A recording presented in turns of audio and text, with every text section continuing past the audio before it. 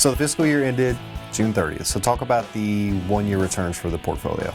So for the portfolio for 1 year, did positive 2.2%, and that exceeded our benchmark by 0.6%. So a positive return for the year. Didn't meet our assumed actuarial return of 7.25, but it was a positive number. So not great, not bad, kind of in between. So what does this mean for our members? So for our members, we smooth over 5 years. What that means is this 1 year return is going to be added for the last 4 years of return, and that gets smoothed over the portfolio over time. So the 5 year number is 12.2%, which is above our assumed rate of return.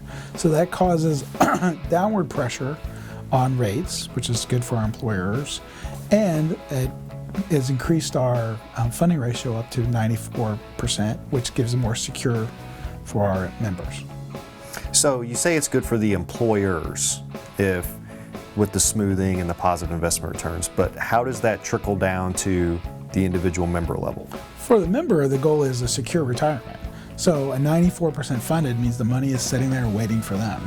So that's what's key for our members. But for our employers, the smaller amount they can put in to get that funding ratio, the better, right? That way they can use funds or assets to do other things with it. So talk a little bit about the overall investment environment over the last 12 months. So as I said, the portfolio did 2.2% for the year. So that was broken down into the equity portfolio, it actually a little better than that. There was above that return. They did 5% for the year.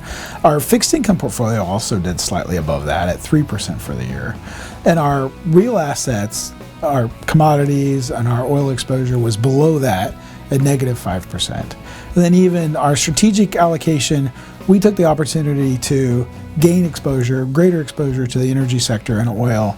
And I would arguably, we might have went in a little early, and that was negative 7% for the year. We're quite comfortable with our strategic bet that oil is going to go up from here.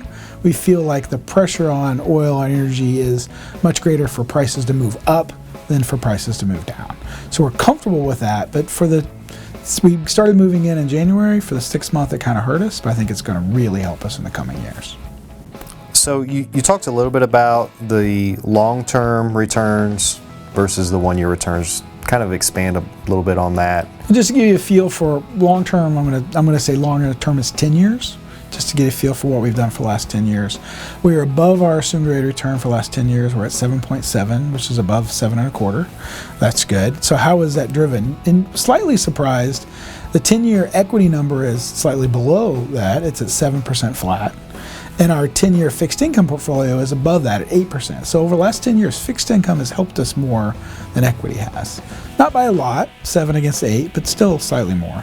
Our real assets, again, our energy exposure recently has hurt us. They had 4% over the last 10 years. But our strategic portfolio, that's us taking opportunities of mispricings out there, has had a positive effect of 8% for the last 10 years. So it's mixed, right? That's why we have a well-diversified portfolio. We don't know which one of those 4 large categories are going to do well over the term. So that's why we're in all 4 of them. So I'd like to get your thoughts on what happened in the markets on August 24th.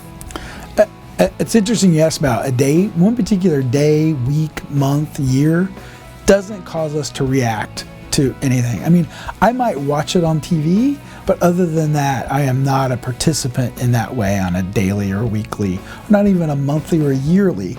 It's really when I see mispricings, we might get involved. Back to the oil example.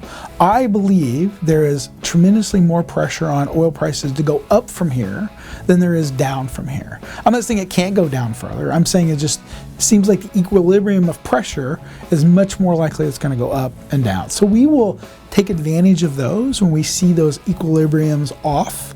We will go and get on the right side of that trade because we are long-term investors, and we be in the long term we're going to right. One day, 1 month, I might be wrong, or maybe even 6 months I might be wrong.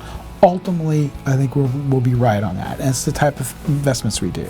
So we're not day traders, we're not week traders, we're not month traders, we're not even year traders. It's more cycle traders as opposed to shorter term than that.